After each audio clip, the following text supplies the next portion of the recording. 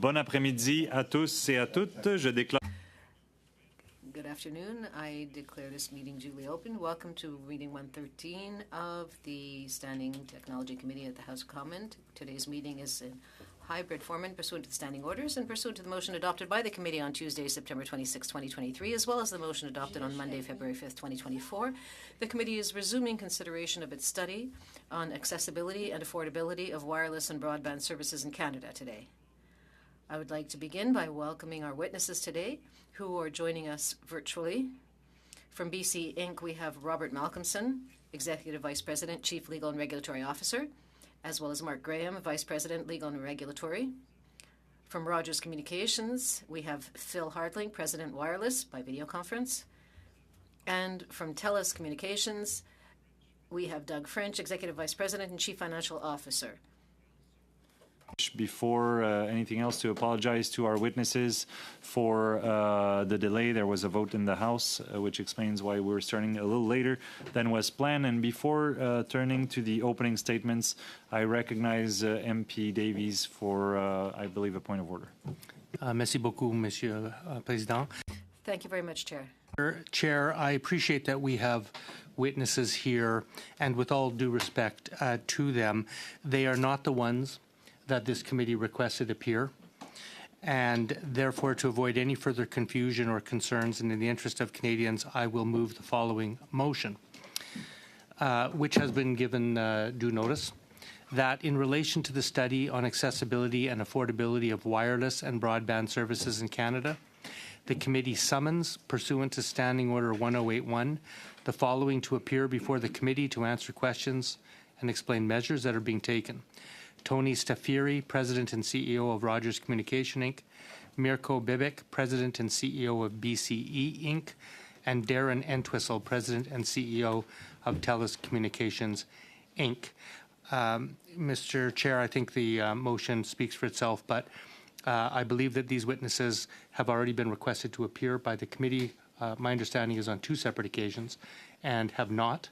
And so I think it's appropriate to issue summons for them to appear to answer questions on these extremely important matters of national interest to all Canadians from coast to coast to coast. And I so move. Thank you, Mr. Davies. So all members have heard the terms of the motion before the committee. Are there any comments? I see none. Do I need to put it to a vote, or is there a consensus around the table and online? I see there's no one asking for a vote, so I gather that the motion is adopted. Thank you, Mr. Davies. And without further ado, I'll turn to Mr. Malcolmson, and I just want to warn our witnesses that there might be another vote, so we might be interrupted again in the course of this proceeding, and the meeting might be adjourned a little earlier than expected. Just, Mr. Viss, I see you have your hand up. Just to clarify, Mr. Chair, there will be another vote. Yes, we'll wait for the bells. Thank you, Mr. Viss. So, Mr. Malcolmson, the floor is yours for 5 minutes. Good afternoon. Can you hear me okay?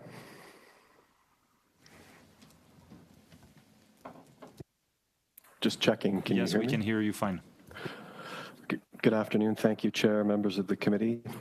I would like to begin by recognizing that I'm joining you from the traditional territories of many First Nations and Indigenous peoples. At Bell, our goal is to advance how Canadians connect with each other and the world.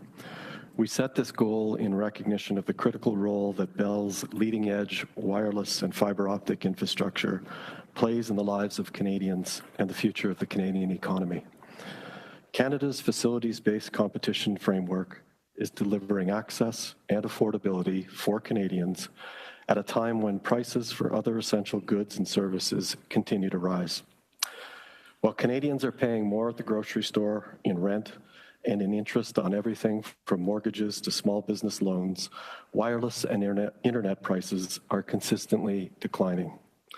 Between January 2020 and January 2024, wireless service prices have declined over 41%. During the same period, inflation for all consumer items has increased by over 15%. Consumers today have a wide range of affordable choices. Let me highlight a few examples. Through Lucky Mobile, we offer a wireless plan starting at $15 a month. At Virgin Plus, we have a 30 gig plan for $39 a month. 5 years ago, a comparable plan with less data cost $180 a month. That means a customer could reduce their monthly bill by $141 while using 50% more data. In 2019, Bell's Black Friday special offered 10 gigs of wireless data for $75, a price of $7.50 per gig.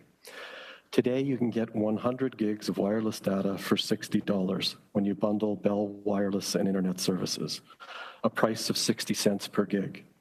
On a standalone wireless plan, you can get 75 gigs of data for $65 or 87 cents a gig. Meanwhile, payments to government for spectrum in Canada are among the highest in the world. Most recently, Canadian telcos paid the federal government $8.9 billion for the 3.5 spectrum. In Australia, telcos paid 1/10 of that amount for comparable spectrum. Simply fixing the spectrum licensing process to mirror our international peers could reduce cell phone bills in Canada by $5 a month for every subscriber. Consumers are also benefiting from lower prices for internet services. The average retail price of a 500 meg internet package is down from $71 4 years ago to $54 today. This reflects a 25% reduction in the monthly internet bill of a Canadian household over the past 4 years. We are proud of our progress expanding our networks while lowering prices for our customers. At its core, Bell is an infrastructure builder. Since 2020, we have invested over $19 billion to expand our networks. That is the value proposition we offer to our customers, as well as to the ordinary Canadians and their pension funds that trust us to be their stewards of their hard-earned money through the purchase of our stock. But building a new network is a risky, capital-intensive proposition. The payback period is long and uncertain. The business case for those investments cannot absorb negative regulatory decisions without consequence. As a direct result of the CRTC's November 2023 decision on wholesale internet access, which allows third parties to resell our newly built fiber networks at below-cost rates, we reduced capital expenditures by over $1.1 billion.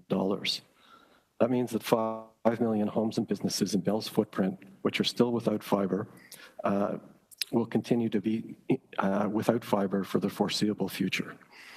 If the regulator does not allow a reasonable return on investment, Bell cannot justify investing billions of dollars in brand new infrastructure just to subsidize its competitors.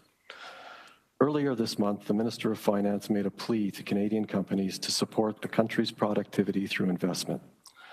Bell stands ready to answer that call. We want to invest. We share the Minister's view of the importance of business investment and the need for Parliament and regulatory support. Let's work together to build on the success of Canada's long-standing policy of facilities-based competition, rather than piling on additional costs and barriers to investment through heavy-handed regulation. Thank you. Thank you very much. I'll now turn to Rogers, Mr. Hartling. Thank you, Mr. Chair, and good afternoon, committee members. My name is Phil Hartling, and I'm the president of Rogers Wireless. I've previously led the residential business as well as our service expansion program. I appreciate the opportunity to speak with you about the telecommunications industry and the work that Rogers is doing to connect more Canadians, to drive innovation, and to deliver more value for consumers. Rogers is a proud Canadian company.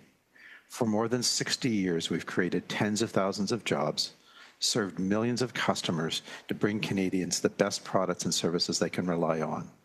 In the last decade alone, we've invested over $40 billion in our networks. We built Canada's largest and best 5G network. Our coast-to-coast internet network now passes 9.8 million homes since the coming together with Shaw last year. Our investments drive a capital-intensive business. Our planned capital expenditure in 2024 of $4 billion reflects record levels of investment in our networks. Now, this investment in our networks is not just to support the rapid growth in data consumption, and it is growing rapidly. In wireless, for example, data consumption is up over 400% in the last 5 years. Broadband usage on our wireline networks is up over 200%. Last year alone, we invested $1 billion in our wireless network just to keep up with the amount of consumption increase in 2023. But beyond keeping up with consumption, we are investing for industry-leading innovations like satellite-to-mobile technology that will bring coverage to every corner of our country, even the most rural and remote parts. It's about harnessing leading global technology to help first responders with early wildfire detection using AI cameras and satellite-powered sensors. It's about bringing cellular service that never existed before along the Highway of Tears in British Columbia or through Eastern Ontario to improve public safety. We're making these record investments while delivering more value to Canadians in a very competitive market. In fact, since our merger with Shaw and Quebecor's acquisition of Freedom Mobile, the industry has never been more competitive. Inflation has driven up the price of many goods, most goods, including grocery and energy, but it's a very different picture for wireless and broadband services. From the federal government's own data, wireless prices are down 50% in the last 5 years. And since last year, prices are down 16%, and wireless prices are now lower than those in the United States. Think back to 2020, a 10 gig plan cost $75 a month, and today you can purchase 30 gigs of data for $39 a month. In other words, the cost of wireless is down both in absolute terms and a price per gig. Now, as a company, we know there's more to do. In the last year, we've expanded our Connected for Success program, which is our low-cost, high-speed home internet program for low-income Canadians, to include the Western provinces. We've also introduced a Connected for Success wireless program that offers a $25 5 gig plan, 5G plan, with a no-cost 5G smartphone. For Canadians, we've cut the cost of our most popular 5G plan by 70%. We dropped prices for the entry price of 5G last year by over 40%, from $85 to $55 and now $50 a month. The market followed. Those are real substantive reductions for consumers. In any given week, companies are offering special promos and deals as we compete vigorously for market share. Last year alone, there were more than 3,000 price plans in the market that Canadians could avail themselves of, and 4.9 million Canadians switched providers in 2023. Rogers has also introduced a 48-month device financing option at 0% interest with no mobile contract when it's bundled with a Rogers credit card. This cuts the monthly device payments in half. When the average iPhone is costing these days $1,200–1,500, that kind of a reduction makes a material impact to the cost to consumers. I'll conclude by saying that Rogers shares the commitment of affordability and to ensuring Canadians have the very best in connectivity, regardless of where they live and no matter their budget or needs. I look forward to your questions. Thank you, Mr. Hartling. Je passerai maintenant la parole à... And now I turn the floor over to Mr. French from TELUS. Thank you, Mr. Chair. Honorable members. My name is Doug French. I am the Executive Vice President and Chief Financial Officer of TELUS. Leading a team of over 1,400 professionals, I oversee the financial operations of TELUS, and I'm a resident in Whitby, Ontario. This past November and December, we saw the most aggressive price competition between the 4 national mobile operators in recent memory, and it has continued into 2024. Looking at TELUS, we had some incredible deals during this period, including rate plans of $29 for 30 gigabytes on public mobile and $50 gigs for $34 on Koodo, up to 97% lower than 2020 at the start of the government's 25% reduction mandate in terms of price per gigabyte. Some of the prices we saw during these holiday periods were so lucrative, they were actually not profitable during the contract period. Customers are taking advantage of these highly competitive environment, enabling a wide range of choice amongst all our carriers and at the ease to switch providers while keeping your own phone number. During the past quarter of 2023, the volume of which customers were switching providers was up 40% year over year. Like cell phone prices, internet prices are also rapidly declining. Statistics Canada data from January shows consumers paid over 4% less for high-speed internet services on an average 1 year earlier. Telecom prices continue to go down, even as prices for all other essential services are on the rise. According to Statistics Canada, between 2021 and 2023, average housing costs went up by more than $1,800 a year, groceries by more than $1,600 a year, electricity costs more than $150 a year, and by comparison, Canadians are paying on average $275 less for cell phones and at least $75 less per internet. Even as Canadians are paying less for the telecom services, they're getting more. Every year, we're offering faster, more expansive, diverse, and more reliable services, as well as larger data buckets for the same or lower pricing. Given high rates of inflation, we're seeing significantly rising costs associated with running, building, and protecting our infrastructure, including the impacts of the Canadian climate and some of the changes we're seeing. The high price of devices, equipment, and spectrum, and increasing labor costs. The cost of building networks in Canada is 103% higher than any other G7 country based on its unique geography, topography, and population dispersion, including to the items I talked about above. Against this backdrop, Canada still has some of the best networks in the world. According to the OECD, we're second only to South Korea for wireless services and in the top 10 for home internet. Our world-leading networks are supported by world-leading investment, creating massive benefits for all Canadians. The industry, directly and indirectly, provides jobs for over 724,000 Canadians when you look at our investments as being talked about today. Connectivity infrastructure accounted for almost 20% of Canada's labor productivity between 2009 and 2019, and the telecom industry generated over $76 billion in GDP in 2022, making up over 3% of the national economy. And at the heart of TELUS is our social purpose.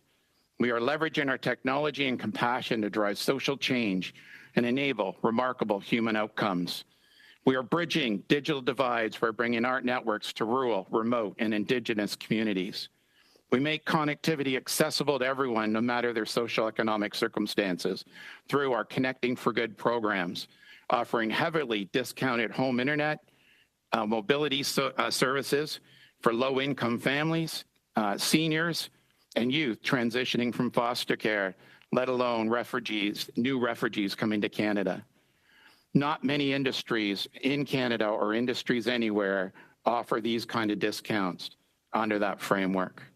Our social purpose drives all the areas of our business, from how we invest, to how we innovate, to how we put customers first. We're ready to compete to do what's right for Canadians and generate the best outcomes for our customers, our team members, all of our communities across Canada, and shareholders.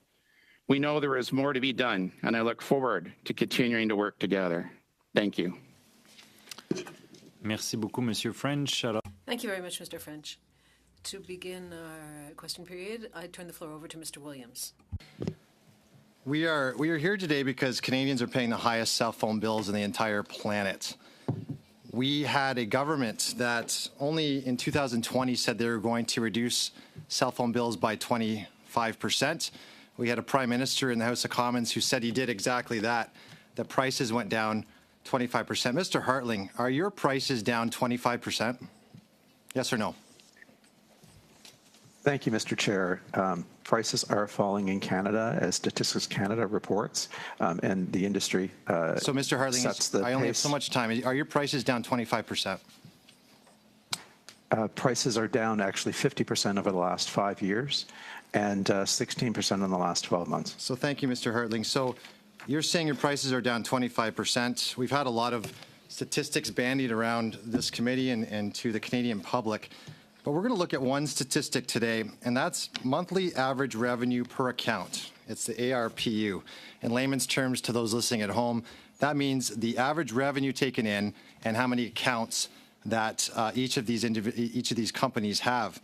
And so that basically is the best statistic that we can have for Canadians to show exactly how much revenue is coming in and how much that revenue is paying per customer. In other words, this is exactly what is coming in for Canadians, how much they're paying these companies, and there's public companies so we can get that. So when it comes to looking at 2022 versus 2023, Rogers had an average revenue per account of $57.89, and in 2023, $57.86, a decrease of only 3 cents. Bell in 2022 was $58.92, in 2023, $59.08.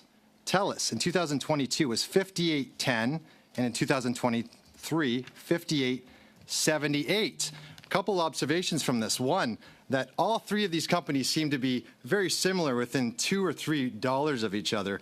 Number two, none of these average revenue per customer have gone down except for Rogers at 3 cents.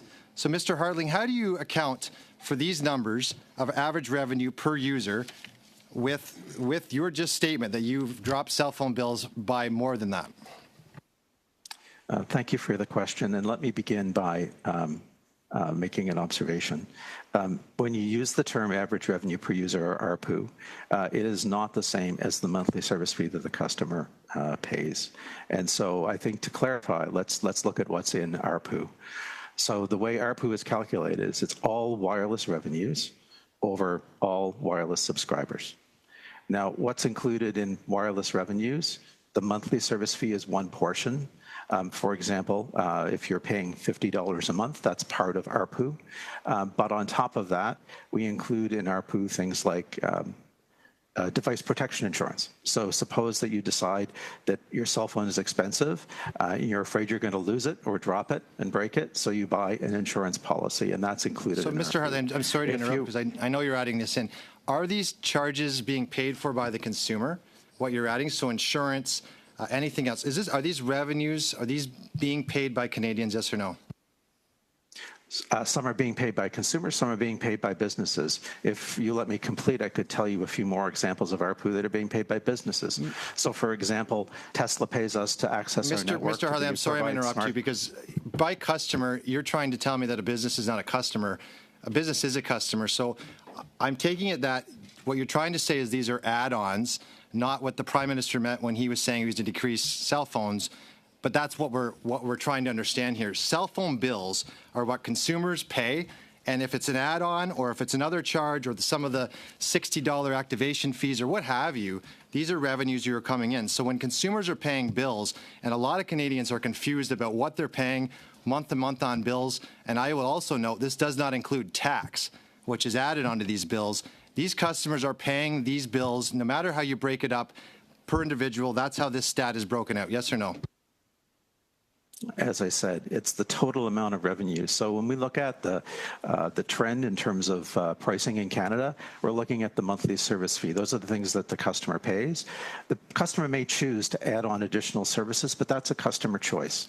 So we're not talking about additional services on customer choice.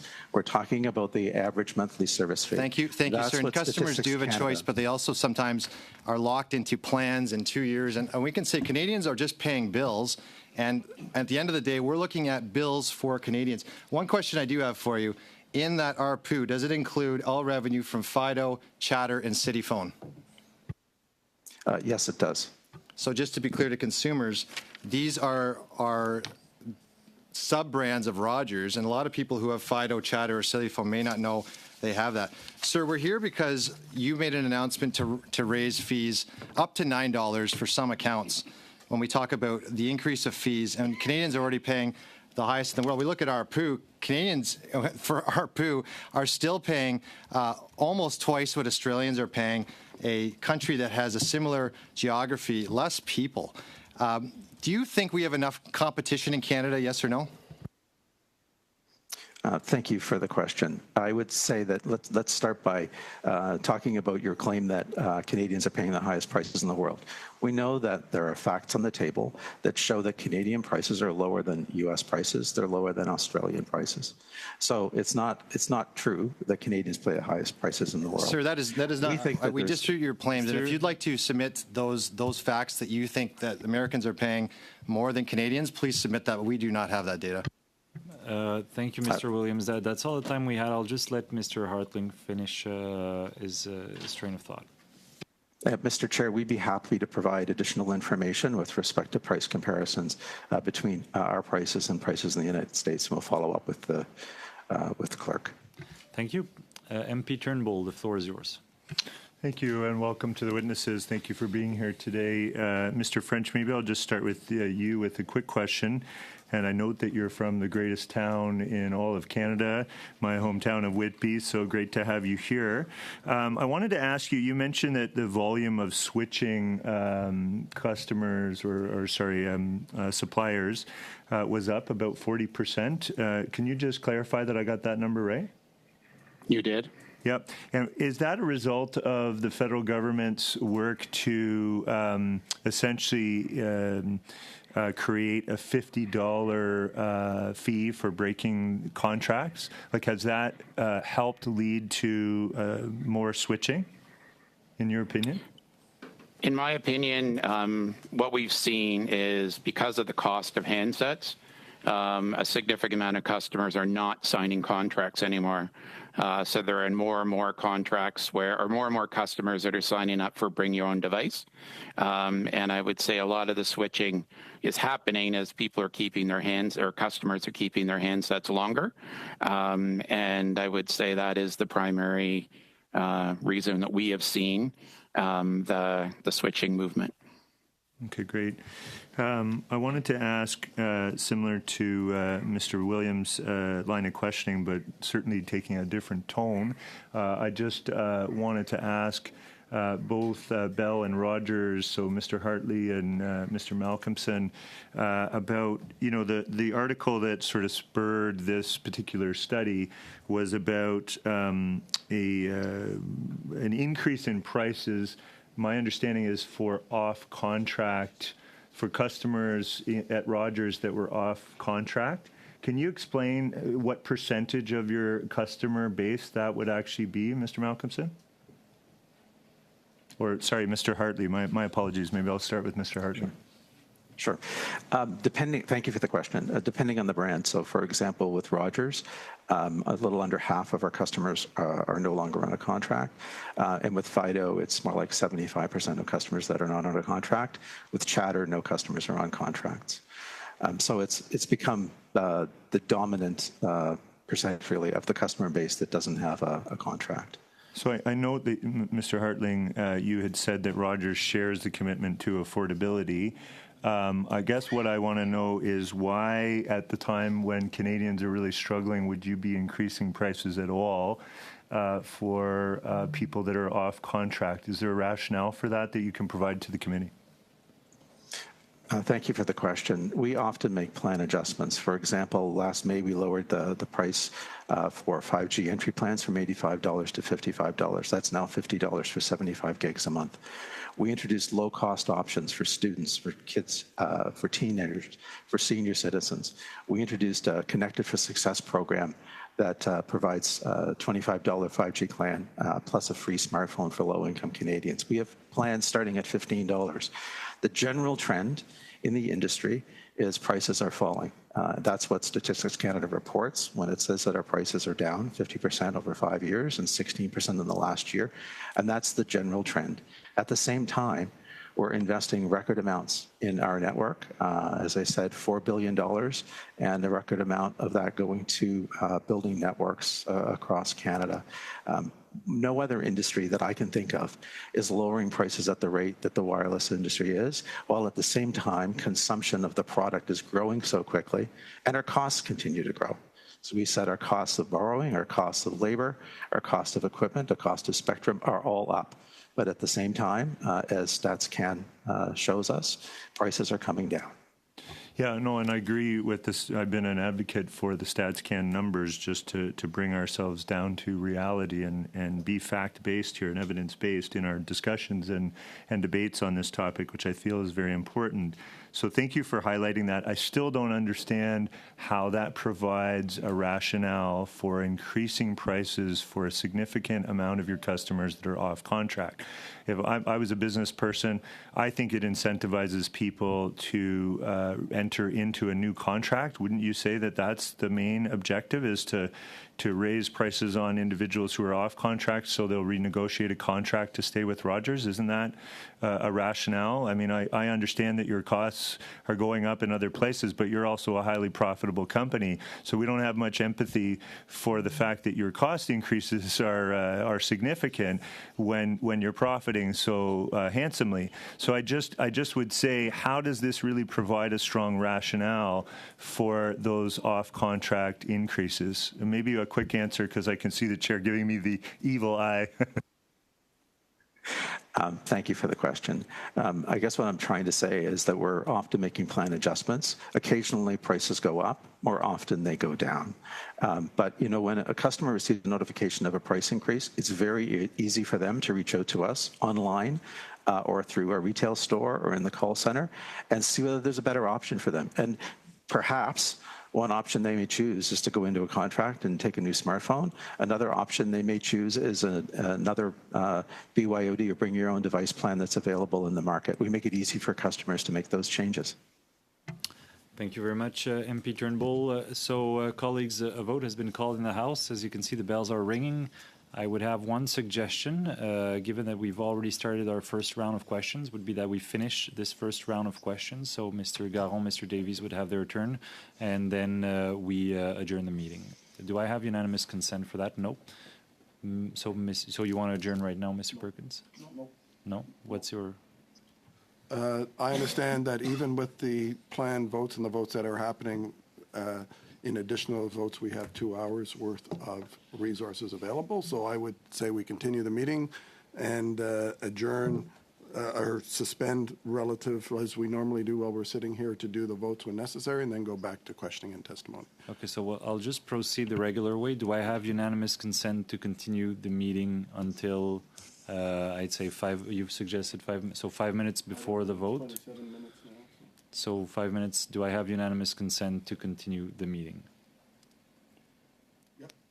I'm looking around the table. Yes, I do have unanimous consent. Then we'll go to our, and then we'll suspend. Mr. Garon. Merci, Monsieur le Président. Thank you, Chair. Thank you to our witnesses for being here. Gentlemen, the fact is that we're in a highly concentrated market here. We have 3 big players, Bell, Rogers, and TELUS, who own pretty much all the brands. Yes, there are all kinds of different names for those brands, but the fact is that they're all the same candies, just being wrapped and packaged differently. We're in a market where new players who try to come in, such as Videotron, are seeing roaming fees contested. There's even an arbitration appeal for agreements which would allow new players in. We're in a market where smaller companies who want to launch service have told us that entering the market is absolutely impossible. So much so that companies such as Cogeco have ended up with the U.S. market because it's too hard to open up here. Cogeco is a Quebec company, and they think they're going to go offer their cell services in the United States. That's what the Canadian market is for cell services. The market is so uncompetitive and non-competitive that CEOs feel comfortable ignoring invitations to come and appear before Parliament. That's the kind of market we're in. We're being told that the fact that there are high prices in Canada is a myth. Companies are saying it's a myth. What we're seeing is that there have been price reductions, there have been technological innovations everywhere in the world, and prices have come down. Most of your companies are bragging about this, whereas the Competition Bureau and the CRTC have confirmed to us that Canadians have not benefited from the price drops the way they should have, and that prices have come down less here than they have elsewhere in the world. That's the reality in Canada. So I'd like to begin with a brief question asking for a brief answer, Mr. Hartling. When we talk about prices and price drops, don't you want to compare yourselves to the best in the world? I absolutely believe that we are among the best telecommunications networks in the world in Canada. Non, je vous parle des... I'm talking about for price drops. Prices have come down substantially less in the Canadian market than elsewhere in the industrialized world. Your companies are repeating that prices have come down, whereas Canadians and Quebecers have not been able to enjoy the same price reductions as elsewhere. When we look at communications sent out by your companies, we're told that high prices in Canada are a myth, whereas in fact they should have come down more. So let me repeat my question. When it comes to price drops, reductions in price, don't you want to compare yourselves to the best? I think you have to put the question, Mr. Chair, in context. It costs a lot of money to build networks in Canada. It's a big country. We pay the highest spectrum prices in the world for the spectrum that we use to operate in. We have a high concentration of cellular towers just because of the size of the geography and a very small population. Je me permets, Monsieur le Président, d'interrompre. Chair, I don't want to be disrespectful by interrupting, but what you're saying is what you've already said in your preliminary comments. We know that roaming fees, for example, are extremely high in Canada. We know that the market structure here is such that the biggest players own the infrastructure. And so roaming fees are at the very heart of the problem involved in having any price reductions. And we know that resistance among the big players in the market is strong to drop roaming fees. And funny, you're not talking about that. Mr. Hartling, let me ask you this. Is there a problem where there's more spectrum than Canada? I'm sorry, could you repeat the question? I don't understand your question. Vous parlez sans arrêt du... You keep talking about the spectrum price, but there seem to be anti-competitive behaviors when it comes to roaming fees to access your infrastructure. I understand that it's a big country. I understand we have our geography. We can all look at a map and understand the map. But could you drop roaming fees for new players? Oh, thank you for the question. We have dropped roaming fees for new players. In fact, the MVNO regime is designed specifically to facilitate companies like Freedom Mobile and Quebec Core to operate nationally, and that is happening today. À partir de... Monsieur Hartling... Mr. Hartling, what is the roaming price if you drop the prices again? Because the CRTC and the Competition Bureau have told us that you can still drop the prices further while making plenty of profits. If you were to drop the roaming fees for new entrants, Cogeco, Québecor, at what price point do you stop making money? Thank you. At the fees that we currently have negotiated with Videotron, according to the MVNO regime, they are actually below our costs. And that's been a matter of public record. And I know that there's an appeal going on, and beyond that, I think we should wait for the je vous pose une question purement... I'm just asking a purely financial question. It's a purely financial question. At what price, if you were to drop prices, at what price point do you stop making money from roaming? C'est une question factuelle. It's a facts question. No, thank you. And I'm trying to answer the question. The price that we've negotiated for Videotron is actually below our costs. Donc, si vous descendiez en dessous... So if you were to go any lower, you would be investing in infrastructure at a loss? That is correct. Merci. Thank you. Merci beaucoup, Monsieur. Thank you very much, Mr. Garon and Mr. Hartland. Regarding the spectrum price, could you please send us more information, as much information as possible, to enlighten our work here at the committee? We'd be most grateful. And now I'd like to turn the floor over to Mr. Davies. Thank you, Mr. Chair. To any or all three of the witnesses, the telecom sector in Canada made record revenues of $66.8 billion in 2022 from mobile and internet services. Do any of you dispute that figure?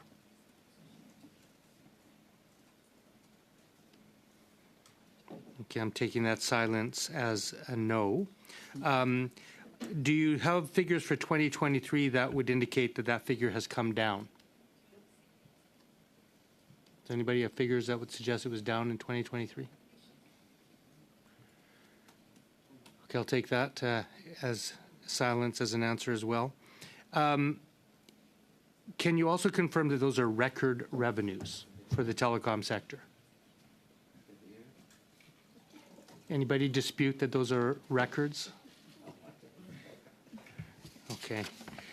Thank you. To Rogers, why is it that the cost per gigabyte of data in Canada has not been dropping as quickly as in other countries? Can anybody explain that to me? Thank you for the question. The cost per gig has been dropping in Canada, as we know. And what I think I had said earlier is we're prepared to provide information to the committee through the clerk that will show you, for example, relative to the United States, which is a good comparison, to see our costs relative to the U.S. And we will follow up with that information. Starling, what about relative to European countries? Is the cost per gigabyte of data dropping relative to most European countries? I think as you look around the world, what you'll generally find is countries that are much smaller and more densely populated have a lower price per gig simply because of the investment profile. The cost of providing the services is much lower, and the quality of the service in many cases is much lower. Okay. Now, staying with you, Mr. Hartling, I think you mentioned StatsCan. It's my understanding that StatsCan has to base their index for cellular services on public data for plans available for new customers, which are often, of course, artificially low and enticing in order to win the customer. They don't have access to what people are actually paying on their monthly bill. Why isn't your company willing to provide that data, including monthly charges, so Canadians can see whether prices people are actually paying are really coming down as you claim? Oh, thank you for the question. And I do want to make a small correction. The prices that are available to new customers are also available to existing customers. Last year, for example, at Rogers, 2.5 million customers changed their price plans. It's easy for a customer to do, to move to a price that's available versus the one that they're continuing or currently paying. We make it easy for a customer to switch. I see. To Bell, in November 2023, Bell announced that it would cut over $1 billion from its capital expenditure plans for high-speed fiber for internet services for Canadians in response to a CRTC ruling that Bell and TELUS have 6 months to provide internet service providers in Ontario and Quebec access to their fiber to the premises networks, and that was in an effort to increase competition and choice for Canadians. The ramifications of that are being felt in places such as London, Ontario, that are alarmed with the cutbacks that you have announced for that city. At the time, my colleague, Brian Massey, MP for Windsor, stated that cutting planned service expansions was a form of blackmail of Canadians with regards to the CRTC decision. I believe your company's behavior is being investigated by the Competition Bureau. What is your explanation of these actions your company has taken?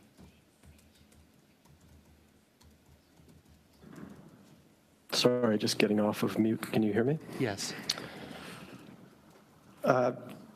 Just before I answer that, I think it is worthwhile just touching very briefly, if you'll allow me, because I've been following this discussion with interest on comparing wireless pricing, Canada, US, Canada, Europe. And just very quickly, if I look at StatsCan, if I look at the United Kingdom Office for National Statistics, and I look at the US Bureau of Labor over the past 7 years, so a long-term trend, you see the wireless consumer price index in Canada has come down 49.6%. In the US, it's come down 11.7%, so exponentially faster. Prices are dropping in Canada. And in the UK, a European market, the consumer price index for wireless has gone up by 22%. So just to amplify Mr. Hartling's comments, both vis-a-vis the US and Europe, our prices are coming down faster. In terms of our decision to put a pause on fiber to the home network investment as a result of the CRTC's decision, the reality is that we're building a brand new fiber network. We've built it out to 7.4 million locations passed within our footprint.